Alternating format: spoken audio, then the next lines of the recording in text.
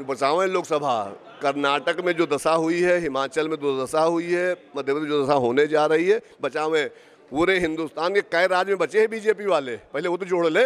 2 दिन बाद नगर निकाय चुनाव खत्म होने के बाद आपसे भी कांग्रेस और प्रदेश भी। कार्यालय में आज समीक्षा बैठक हुई है और मंथन हुआ है कि जो नगर निकाय चुनाव का जो परिणाम आया है उसके ऊपर तमाम जो अध्यक्ष और प्रांतीय अध्यक्ष और तमाम मंडलों के अध्यक्ष और जिला अध्यक्ष मौजूद थे। हमारे साथ बात करने के लिए नकुल दुबे पूर्व कैबिनेट मंत्री और प्रांतीय अध्यक्ष कांग्रेस पार्टी से मौजूद हैं। नकुल जी, क्या कुछ बैठक में चर्चा हुई?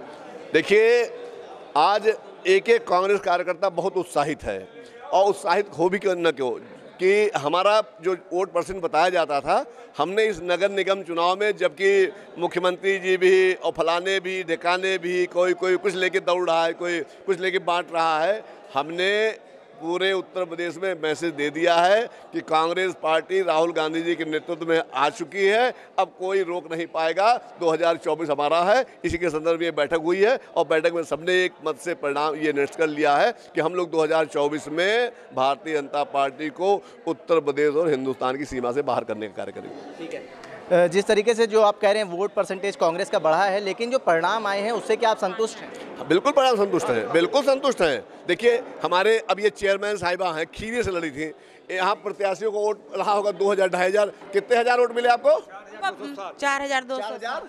4200 वोट पाई है ये नगर पंचायत चेयरमैन के, और थोड़े मोड़े वोट से अगर बेईमानी ना हुई होती तो 100% जीत के आई होती।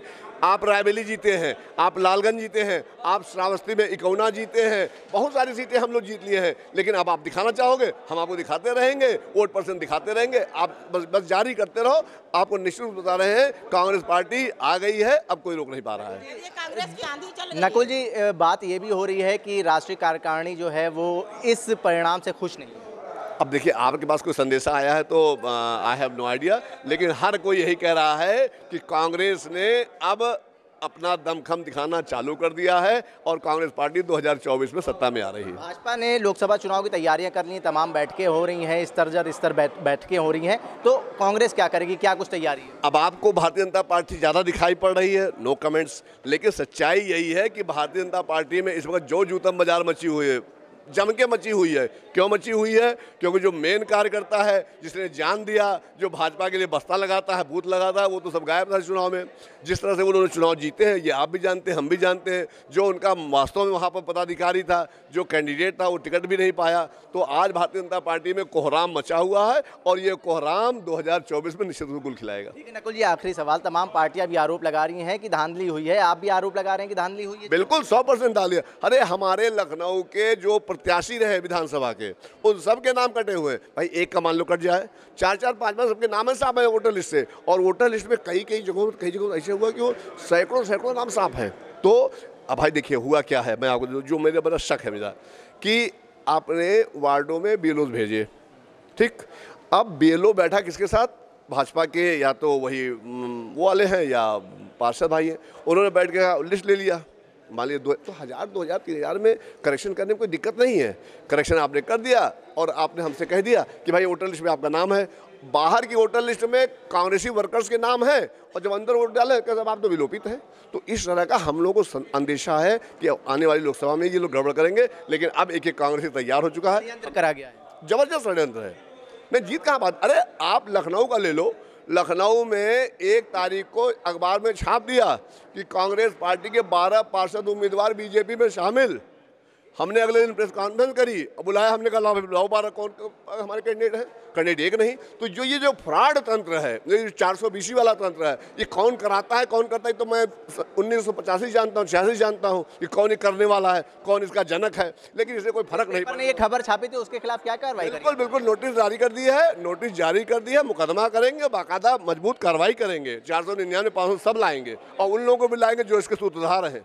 भाजपा कह रही है कि जो 14 सीट हमारी नहीं है, उसको भी हम जीत के 80 की 80 सीट उत्तर प्रदेश में काबिज होंगे लोकसभा। बचावें लोकसभा। कर्नाटक में जो दशा हुई है, हिमाचल में जो दशा हुई है, मध्य प्रदेश जो दशा होने जा रही है, बचावें। पूरे हिंदुस्तान के कई राज्य में बचे हैं बीजेपी वाले, पहले वो तो जोड़ ले। खाली यूपी से नहीं बनी ना, और यूपी में अगर हमने डिस्टर्ब कर दिया मान्यवर, तो फिर भागे। क्या उम्मीद है आपकी? वो तो कह रहे हैं कि हम 80 की 80 जीतेंगे, आप क्या आंकड़े देखते हैं? हम कम से कम 40 सीट ला करके कांग्रेस पार्टी की सरकार 2024 में बनाने जा रहे हैं। गठबंधन का कुछ क्या खिचड़ी बन ये निर्णय केंद्रीय नेतृत्व का है।